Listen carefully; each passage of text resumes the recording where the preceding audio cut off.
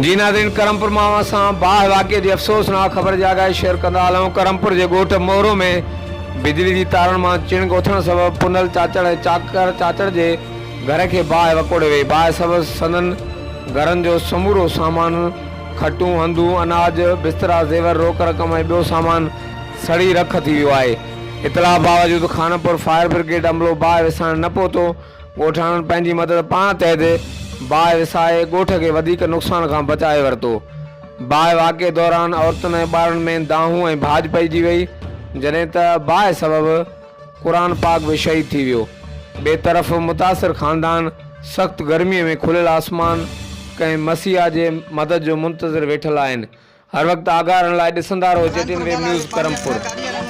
गाड़ी मोकिली आहे, न पुलिस आई आहे, न को पाणी वारो आहे। सही आहे। असांजो सॼो सामान सड़ी वियो, कुझु बि न बचो आहे, का शइ बि न कढी। सही आहे।